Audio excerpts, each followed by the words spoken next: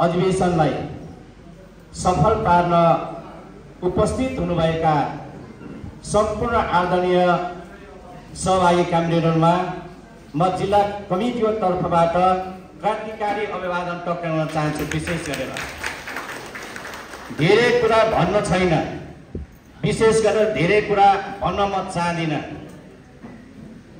जतिखेर एकल शासन प्रणाली अन्त्य भइसकेपछि 2072 सालमा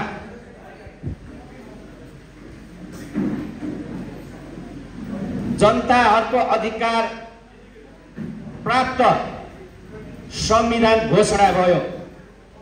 यो संविधानमा उल्लेखित समाजवादी अर्थतन्त्रको व्यवस्था हुनुपर्छ भनेर यो संविधानमा लेखिएको छ।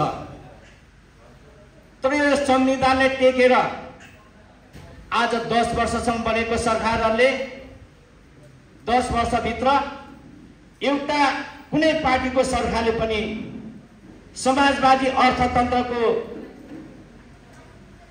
उन्मुख कार्यक्रम यो सरकारले ल्याइराखेको छैन।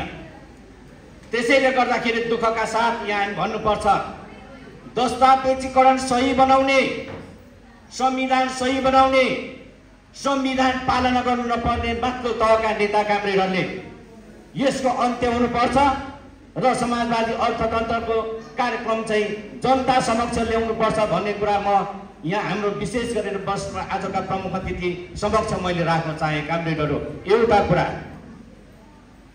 दोस्रो कुरा, हामी के गरिराखेका छौँ? राजनीति मेरो लागि राजनीति, उसको लागि राजनीति, इज्जतको लागि राजनीति, प्रतिष्ठाको राजनीति, त्यसको लागि राजनीति। राजनीति के को लागि? अबको राजनीति यो राष्ट्र निर्माणको लागि राजनीति हुनुपर्छ भन्ने कुरा मैले राख्न चाहन्छु तपाईहरुलाई। विशेष गरेर राष्ट्र निर्माणको लागि, अब मेरो लागि, तपाईको लागि, उसको लागि, त्यसको लागि राजनीति होइन। त्यसैले गर्दाखेरि आदरणीय कामरेडहरू, म एउटा कुरा जोड्न चाहन्छु। आज हाम्रो नेपाल कम्युनिस्ट पार्टी एकीकृत समाजवादीले जतिखेर राष्ट्र 10औं राष्ट्र महाधिवेशन आयोजना गरेर जुन खालको एउटा समाजवादी अर्थतन्त्रको योजनाहरू अगाडि सार्नुपर्छ भनेर आज हाम्रो पार्टीले दस्तावेज पास गरेर ल्याएको छ। तर यो सरकारले अगाडि बढाउनु पर्थ्यो, सरकारले अगाडि बढ्न सकेन। हाम्रो पार्टीले साह्रै ठुलो गहिरो अध्ययन गरेर हाम्रो पार्टीले यो दस्तावेज पास गरेर ल्याएको छ। त्यसैले गर्दाखेरि आज पहिलो यो मुलुकमा 10 पार्टीहरूको भएको पार्टीहरू मध्ये अब्बल पार्टीको रूपमा विचार लिएर आउने पार्टी नेपाल कम्युनिस्ट पार्टी एकीकृत समाजवादी मात्र हो भन्ने कुरा तपाईले मैले प्रश्न गर्न चाहेको छ। तेस्रो कुरा, कामरेडहरू, हामी धेरै कुरा गर्छौं, धेरै समाजवादको कुरा म जहिले चोक चोकमा गर्दछु, तर के गर्दैछौं हामी व्यवहारमा? म विशेष गरेर यहाँ कामरेडहरूले मन दुख्ने कुरा पनि गर्दैछु आज, तर मन नदुखाउनु होला। मन नदुखिकन नेताहरूको, राष्ट्र निर्माणमा लागेका नेता कार्यकर्ताहरूको मन नदुखाइकन अब यो राष्ट्र बन्ने पक्षमा छैन। किन यो भन्दैछु? विशेष गरेर आज हामी समाजवादी अर्थतन्त्रको कुरा गर्ने, समाजवादी विचारको कुरा गर्ने, समाजवादी संस्कार र संस्कृतिको कुरा गर्ने, तर हामी हाम्रा तमाम छोराछोरीहरूलाई चाहिँ पुँजीवादी देशमा पठाएर चाहिँ पुँजीवादी संस्कार सिकाएर हामी नेपाल घोषणाउने अनि समाजवाद आउँछ। नेता कामरेडहरू, यहाँ तपाईले सोच्नुपर्छ, तपाईहरुको छोराछोरी विदेशमा छन् भने बोलाउनु पर्छ। अब अस्ट्रेलिया, जापान, क्यानाडा, अमेरिका होइन, यो देशको विकास गर्ने भने तपाईले यो ठाउँमा बोलाउनु पर्छ र उभ्याउनु पर्छ। गरिबका छोराछोरी मात्रै माथि मात्र राजनीति गर्न पाइँदैन। अब कामरेडहरू यो कुरा विचार गर्नुहोस्, यो कुरा सोच्नु जरुरी हुन्छ भन्ने कुरा मैले राख्न चाहे। यदि हामी परिवर्तन गर्न सक्दैनौँ, मैले हिजो मेरो प्रमुख अतिथि कामरेडलाई बेलुका थोरै कुरा राखेका थिएँ।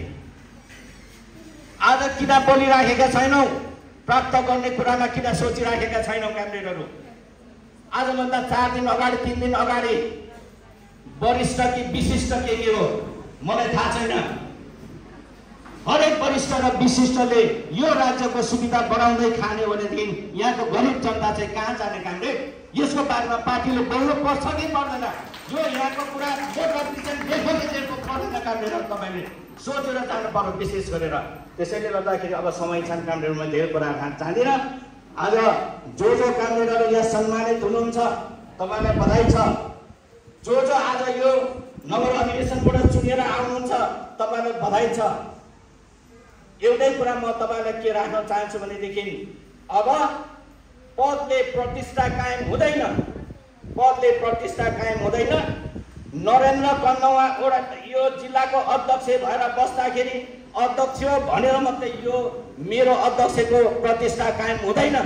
त्यसले गर्दा मैले के सोच्नुपर्छ भन्दाखेरि आज आम चितवनवासी समाजवादीका कार्यकर्ताले मलाई जसरी अध्यक्ष तपाईँले बनाउनु भयो त्यो कायम राख्नु निम्ति मैले काममा पनि त्यति लगाव राख्नुपर्छ भन्ने कुरा राख्न चाहे। मेरो तर्फ तपाईँहरूलाई विशेष गरेर तपाईँहरू पनि आज यो ठाउँमा आउनु र यो पोस्ट पाउने साथीहरूले पनि यो पोस्ट चाहिँ कामको जिम्मेवारी प्राप्त भएको हो, मलाई त्यसै प्राप्त भएको होइन भनेर बुझ्दिन आग्रह गर्न चाहँदै विशेष गरेर आज यो तपाईको अधिवेशनको सफलताको कामना गर्दै मेरो भनाइहरू जिल्ला कमिटीको तर्फबाट राख्दै मेरो भनाइहरू यही अन्त्य गर्न चाहन्छु। हस्त धन्यवाद। क्रान्तिकारी अभियान।